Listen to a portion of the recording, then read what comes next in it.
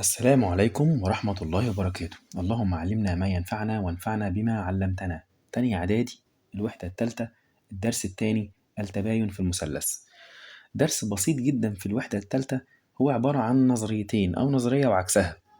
افهمهم ببساطة هتلاقي الأمور سهلة جدا، وهو معتمد بشكل كبير في المسائل بتاعته على القواعد السابقة من الدروس التانية. هنا بيقولك إيه؟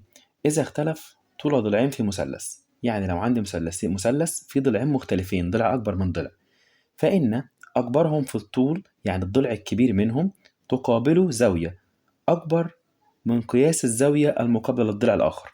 طيب يعني إيه؟ تعالى كده مثلا معايا ببساطة على جنب كده. بص، أنا نفترض رسمت رسم كده هو مثلث، تمام؟ سميته A B C، وجيت قلت لك أول حاجة الضلع AB. أول حاجة الضلع AB ده مين الزاوية المقابلة ليه؟ بص، هو مثلث مش اسمه A بي سي، اسمه اي بي سي اهو. طيب حط صباعك كده على ايه، مين اللي باقي؟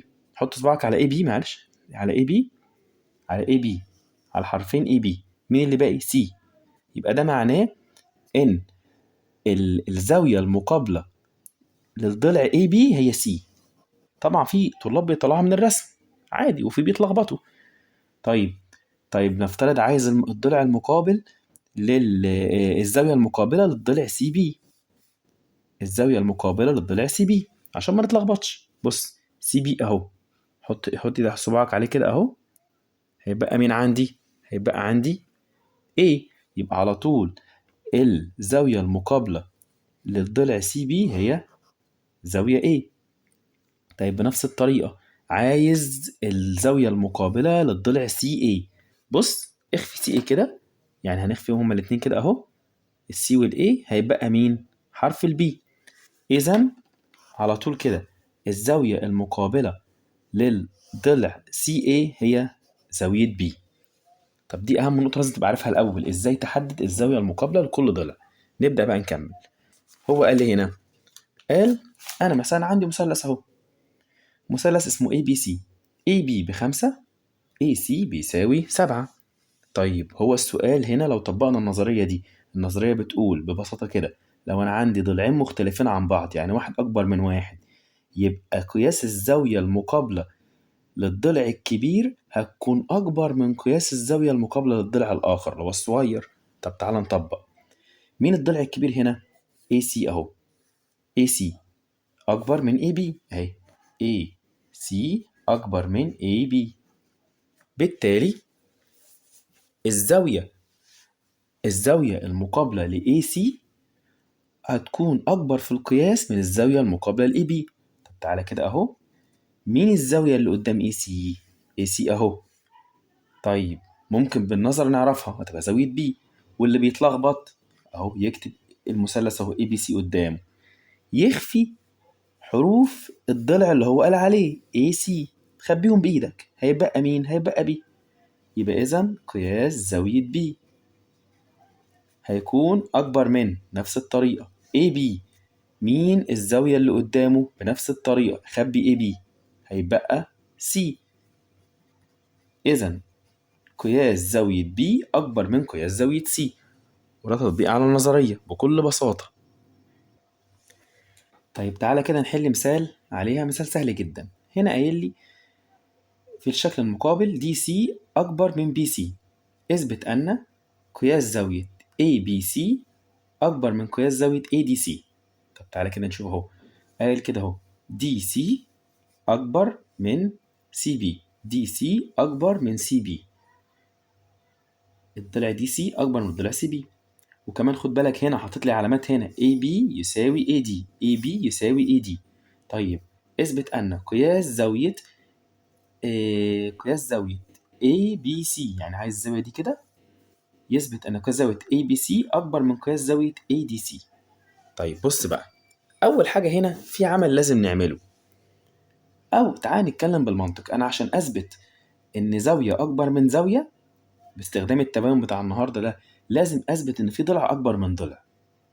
طب هبص كده هنا، إيه ده؟ ده زاوية B هنا زاوية مجمعة، دي قدامها ضلعين، الضلع ده والضلع ده، وزاوية دي اللي من الناحية التانية برضو قدامها ضلعين، فمستحيل ابدا اطبقها، لان هو الدرس اسمه التباين في المثلث. يعني أنا هنا ما عنديش مثلث، فهنا هضطر ارسم مثلث. نرسمه ازاي بقى؟ الموضوع سهل جدا. بص كده، وصل دي ببي اهو، كده بقى عندي مثلثين، كده خلاص المسألة بقت سهلة. فافهم كده، انا ما رسمتش اختياري، انا اتفرض عليا الرسم ان انا ارسم من دي لبي. ليه؟ لان هي الدرس اسمه التباين في المثلث، وبالتالي انا ما عنديش ده مثلث. اوعى حد يضحك عليك يقول ده مثلث، لا.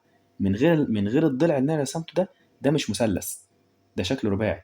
طب انا عايز احوله لمثلث، خلاص وصل بي بدي. طيب حلو قوي، تعالى بقى نشوف ايه اللي حصل. كده بقى عندي مثلثين، مثلث اسمه A B D ومثلث اسمه B D C. تمام، يلا نبدأ بقى الحل. أول حاجة خدنا الترم الأول إن أنا عندي، لو عندي ضلعين متساويين يبقى المثلث متساوي الساقين. خلاص أقول له كده المثلث A B D فيه. طب المثلث اللي فوق أهو فيه إيه؟ AB يساوي AD، هنقول بما أن AB يساوي AD. طيب إذا على طول كده هو مثلث متساوي الساقين. طب إيه ناتج إنه مثلث متساوي الساقين؟ إذا قياس زاوية ABD اللي هي دي تساوي المقابلة لها هنا قياس زاوية ADB. أقول له كده إذا قياس زاوية ABD تساوي قياس زاوية ADB. الزاوية دي كده هتساوي الزاوية اللي قدامها، لأنه مثلث متساوي الساقين. خد بالك الحتة دي بس، دي بس. طيب حلو قوي، سمي دي كده رقم 1 عشان هرجع لها تاني بعد كده. طيب ننزل بقى المثلث اللي تحت، نكتب كده هنا المثلث دي بي سي فيه. هو قال لي بقى هنا، تعالى معايا هنا بقى، ده تطبيق النظريه بتاعت النهارده. هو مش قال لي من شويه ان دي سي اكبر من بي سي؟ قال لي ان دي سي اكبر من بي سي. طيب اقول له كده بما ان دي سي اكبر من بي سي، ده تطبيق مباشر على النظريه، ضلع اكبر من ضلع. انا عايزك انت تقول كده اهو، قلت لك ضلع اكبر من ضلع، ترد انت على طول وتقول لي زاويه اكبر من زاويه. طب حلو، دي سي أكبر من سي بي، إذا الزاوية المقابلة لدي سي أكبر من الزاوية المقابلة لبي سي. طب تعالى كده نشوف اهو، مين الزاوية اللي قدام؟ اللي قدام مين؟ اللي قدام دي سي. دي سي أهي، اللي هي الزاوية دي، اللي هو الضلع ده، الضلع ده كده. طب مين الزاوية اللي قدامه؟ على طول زاوية بي. طب أنهي بي بقى؟ مش بي كلها، بي الصغيرة دي. يبقى هقول له كده إذا قياس زاوية سي بي دي، سي بي دي اللي هي دي، تمام، هتكون أكبر من قياس زاوية، تعال نشوف سي بي. مين اللي قدامه؟ مين اللي قدامه في المثلث اللي تحت؟ الزاوية دي كده أهي، هتكون أكبر من قياس زاوية سي دي بي. طب حلو قوي، تعالى هنا بقى، هو نكتب عندي كده 2. طيب تعالى كده نراجع، احنا قلنا ايه؟ احنا قلنا فوق في المثلث اللي فوق، الزاوية اللي فوق دي بتساوي الزاوية اللي فوق اللي جنبها، يعني دي كده الاتنين دول متساويين. طب تعالى تحت، قلنا الزاوية اللي على الشمال دي أكبر، قلنا الزاوية اللي على اليمين دي اللي هي الصغيرة اللي اسمها سي بي دي أكبر من على الشمال، يعني الجنب اليمين هنا أكبر من الجنب الشمال. خلاص بالمنطق كده، لو حطيت الزاويتين دول على بعض، تمام، هيطلع لي زاوية تانية أكبر من الزاوية اللي على الجنب الشمال. يعني أنا أحط دول فوق بعض كده ودول فوق بعض، بالمنطق هيبقى مين الكبير؟ هيبقى كل ده كده هو الكبير. طيب تعال نحط مثال كده على مش أنا مش فاهم. مثلا نفترض حطينا دي ب20، يبقى دي ب20 زيها، متساويين اهو. طب جيت قلت لك دي بقى، مش قلنا زاوية سي بي دي أكبر من سي دي بي؟ قلت لك مثلا دي ب50 ودي ب40 عشان دي أكبر من دي. تعالى بقى نجمع كده، 50 و20 70، دي كده كلها ب70، وهنا 40 و20 دي كده 60، يبقى دي كده 70 ودي 40، يبقى إذا بي أكبر. طبعا الأرقام هنا مش موجودة في المسألة، أنا بحطها لك بس للشرح. يعني اللي عايز أقوله إيه؟ أنت لما يكون عندك جنب أكبر من جنب، جنب أكبر من جنب في جزء معين، في جزء معين في المسألة، وجنب تاني متساوي، يبقى أكيد الجنب الكبير ده هو اللي هيكون كبير في كل الأحوال. يعني هقول له هنا من 1 و2، إذا قياس زاويتها، جمع دول بقى على بعض، إذا قياس زاوية B هتكون أكبر من قياس زاوية D، اللي هو اللي عايزه هنا قياس زاوية ABC هتكون أكبر من قياس زاوية ADC. النظرية التانية عكسها، عكس النظرية بيقول إيه؟ إذا اختلف قياس زاويتين في مثلث. خد بالك اللي فاتت كانت بتتكلم عن ضلعين مختلفين عن بعض، عكس النظرية بقى بيتكلم عن لو أنا عندي زاويتين مختلفتين عن بعض، فإن أكبرهما في القياس يعني الزاوية الكبيرة يقابلها ضلع أكبر في الطول من الضلع الذي يقابل الزاوية الأخرى. طيب تعالى كده بالراحة كده برضو بنفس الطريقة هنعمل إيه؟ مثلا هنا أهو، أنا مثلا هنا عندي هو مثلث نفس الكلام سميه A وهنا B وهنا C. جيت قلت لك أنا عندي هنا زاوية B أكبر من زاوية C، زاوية B أكبر من زاوية C. حلو قوي. طب زي ما قلت لك قبل كده زاوية B هي الكبيرة، مين الضلع المقابل لها؟ أهو اسمه AC. AC. طيب وزاوية C مين الضلع اللي قدامها؟ AB. خلاص يبقى الضلع اللي قدام B اللي هو اسمه AC هيكون أكبر من الضلع اللي قدام C اللي هو اسمه AB. يبقى إذا AC أكبر من AB. تعال نشرح في الورقة هنا. أنا مثلا جيت قلت لك هنا أهو قياس زاوية C ب70 وقياس زاوية B ب40، إذا على طول كده قياس زاوية C أكبر من قياس زاوية B. حلو، تستنتج أنت إيه بقى؟ إن الضلع المقابل لزاوية C اللي هو اسمه AB أهو، يبقى له إذا AB هيكون أكبر من الضلع المقابل لزاوية B مين؟ اللي هو AC. بس هو ده تفسير النظرية.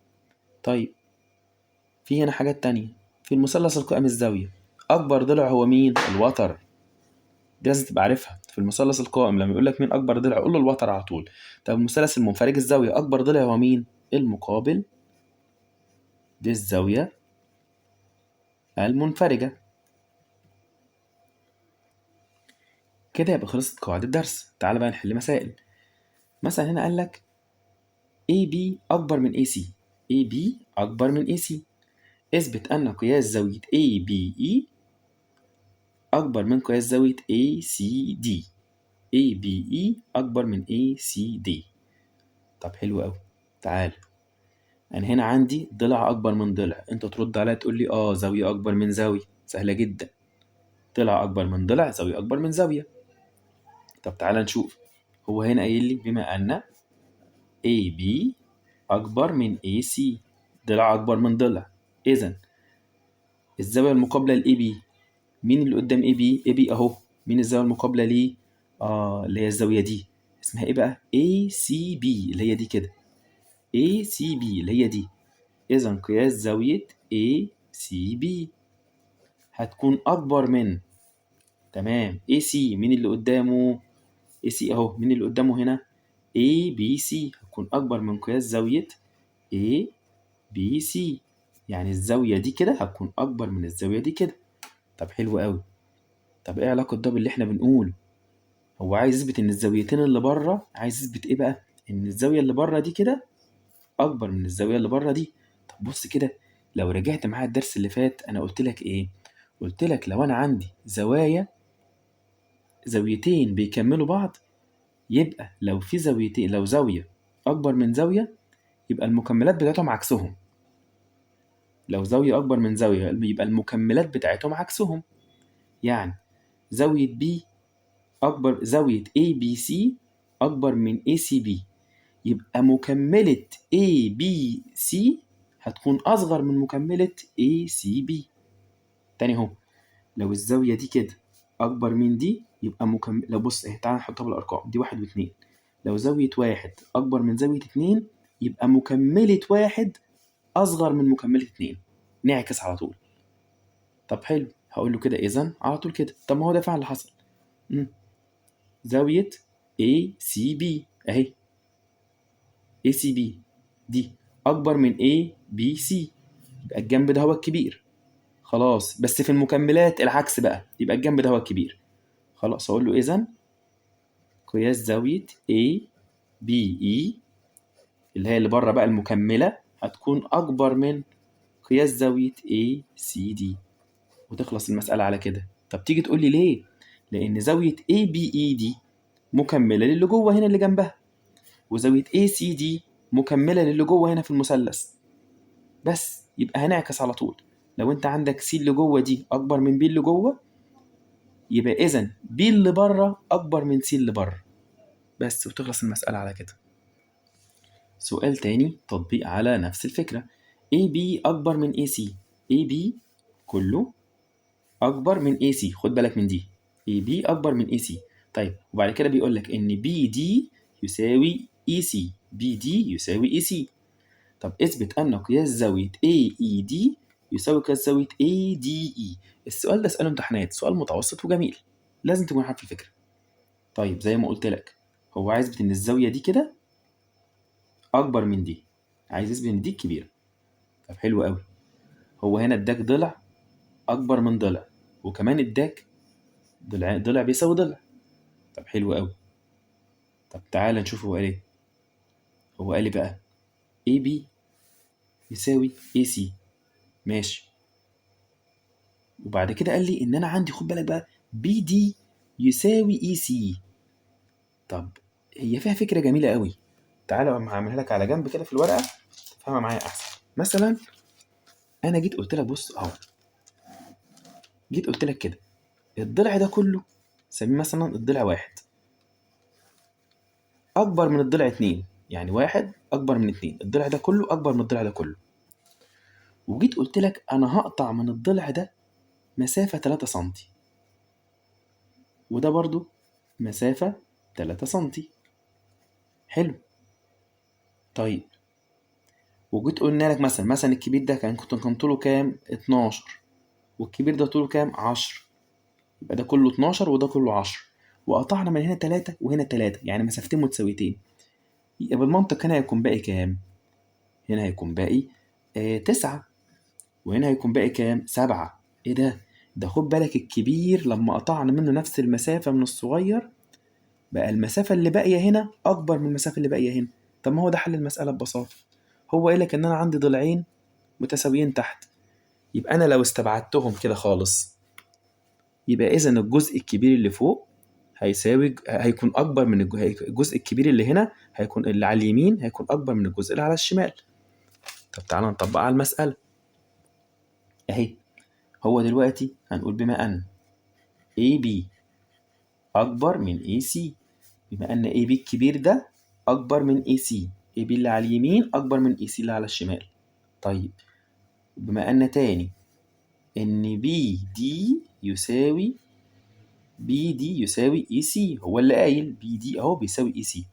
طب تعالى كده طب تعالى كده نستبعدهم كده، هنستبعد الاتنين دول كده أهو بحذفهم، هيبقى مين؟ هيبقى عندي AD و AE، AD و AE. طب انت كده لو نصح هتقولها لي، يبقى اذا مين الكبير على طول؟ مش احنا قلنا الجنب اليمين هو الكبير، اللي هو كان مين؟ كان AB. خلاص يبقى احنا لو استبعدنا دول كده، هيبقى برضو عندي الجنب اليمين هو الكبير اللي هو AD اكبر من AE.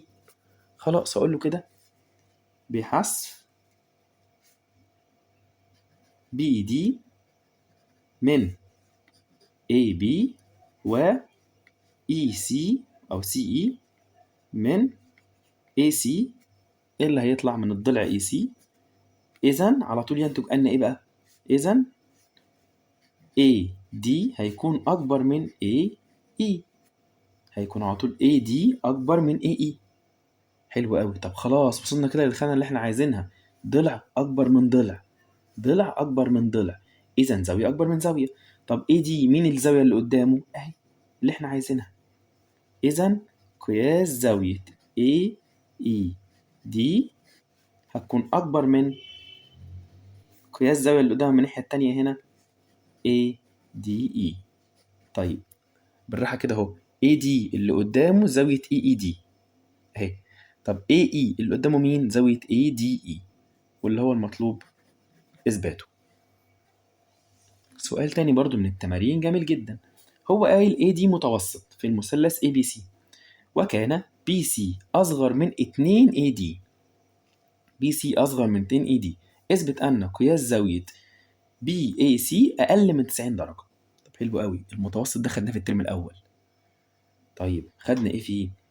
خدنا إن أنا عندي المتوسط اللي بيكون خارج من رأس الزاوية القائمة يساوي نصف طول الوتر، أو خدنا كمان إن أنا لو عندي متوسط يساوي نصف الضلع المقابل ليه، إذا الزاوية دي قائمة. حلو قوي. تاني كده خدنا لو متوسط طالع من الزاوية دي كده، لو متوسط طالع من رأس مثلث يساوي نصف الضلع المقابل، إذا الزاوية دي قائمة. طب هو هنا عايز يثبت إيه؟ إن بي إي سي، زاوية بي إي سي دي أقل من 90. طب عشان تكون أقل من 90 يبقى أنا لازم أثبت له إن بي سي ده، بي سي مش بيسا مش إيه مش بيساوي ضعف اي بي، مش بيساوي ضعف اي بي. طب ما هو فعلا كده. طب تعال نشوف ازاي. هقول له كده اول حاجه بما ان اي دي متوسط. طب هو متوسط، حلو قوي.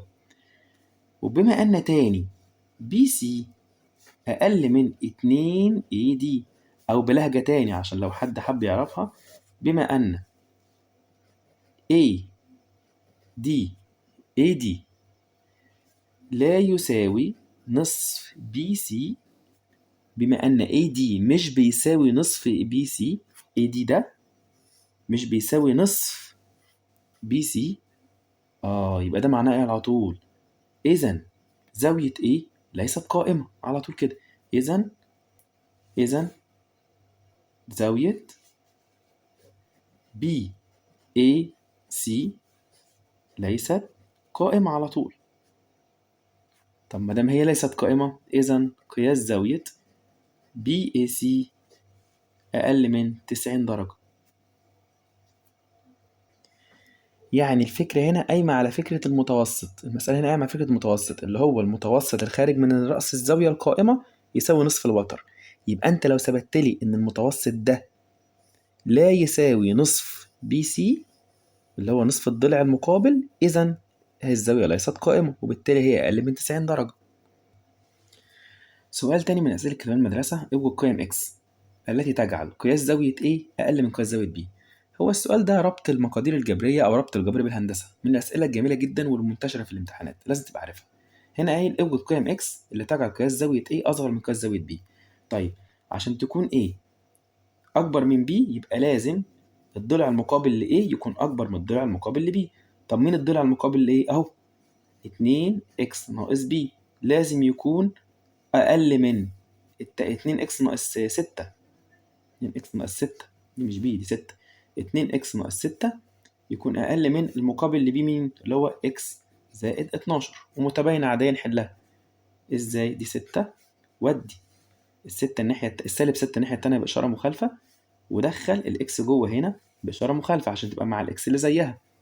هيبقى 2x ناقص x أقل من هنا 6 زائد 12. 2x ناقص x يبقى x أقل من 6 و12، يطلع كام؟ يطلع 18. يبقى هنا x أقل من 18، يبقى مين على طول؟ يبقى على طول x عبارة عن تنتمي للفترة المغلقة 1 و 18 مفتوح، يعني كل القيم من 1 ل 18 هتحقق لي شرط إن زاوية A أقل من زاوية B. سؤال جميل جدا برضو من كتاب المدرسة، إذا كان AC أقل من AB، AC أقل من AB. طيب اثبت أن DE أكبر من DF. سهل جدا، خد بالك هو هنا مديك توازي، AC يوازي DF و DE يوازي EB. هنا أبقى صريح معاك، لازم تكون قواعد التوازي اللي خدتها في أولى إعدادي والترم الأول من تانية إعدادي لازم تكون في جيبك، تبقى فاهمها كويس، وإلا هتقابلك مشكلة. فهحاول أوضحها لك بشكل سريع من خلال المسألة.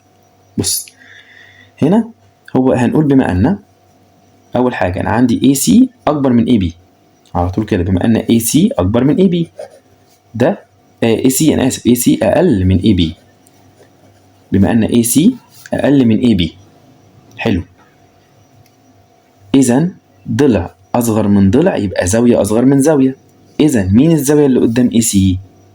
بص كده في المثلث الكبير، هو مثلث اسمه إيه عشان كده إحنا هنتلخبط، اسمه إيه؟ BC الكبير. إحنا خدنا AC يبقى زاوية B، إذا قياس زاوية B هتكون أصغر من قياس زاوية، احنا قلناها AB، إذا أصغر من قياس زاوية C. قياس زاوية B أصغر من قياس زاوية C. طب تعالى بقى هنا بقى نمسك التوازي. احنا هنقول بما أن AC يوازي DF، عرفنا من التوازي العلامات اهي، AC نفس العلامة هنا، يبقى AC يوازي DF. طيب انت خدت، تعالى كده على جنب اهو، خدت في التوازي في الأولى إعدادي خدت إيه؟ ببساطة كده حرف بالمنظر ده احنا بنسميه حرف F، الزاوية دي هتساوي الزاوية دي. طب تعالى كده نرجع المسألة. إذا قياس زاوية C هتساوي قياس زاوية DFE. أقول له كده إذا قياس زاوية C هتساوي قياس زاوية DFE. طب الناحية التانية برضو هقول بما أن AB يوازي DE من الناحية دي كده، إذا قياس زاوية B أهي اللي مش شايفها على جنب أهي، يبقى قياس زاوية B دي كده هتساوي دي كده، حرف F أهو، حرف F نايم على الجنب كده ببساطة خالص أهي. بس علميا مفيش حاجة اسمها حرف F وزد ويو، احنا بنقولها بس كده عشان نقربها للطالب. قياس زاوية ABE تساوي قياس زاوية DEF. هقوله كده إذا قياس زاوية B تساوي قياس زاوية DEF. طب تعالى بقى هنا بقى، احنا مش قلنا ان B اصغر من C؟ حلو، اذا اللي يساوي B برضو هيكون اصغر من اللي يساوي C، اذا اللي يساوي B هيكون اصغر من اللي يساوي C. طب تعالى مين اللي بيساوي B اهو، هقول له اذا قياس زاوية DEF هيكون اصغر من مين اللي بيساوي C؟ DFC، اذا هيكون اصغر من قياس زاوية DFC. حلو كده اهو. تاني DEF هتكون اصغر من DFC. طب حلو قوي. طب DEF دي اهي مين اللي قدامها؟ DF، هيكون مين اللي قدامها اهو؟ DF اهو. خلاص اقول له اذا الضلع DF هيكون اصغر من زاوية DFC دي، زاوية DFE. DFE دي مين اللي قدامها؟ اللي قدامها مين؟ DE، هيكون اصغر من DE، وهو المطلوب. هو هنا مطلوب عايز ان DE اكبر من DF، هو نفس الكلام بس انا معكوسة، بس DF اصغر من DE. بس فكرة بسيطة جدا وسهلة.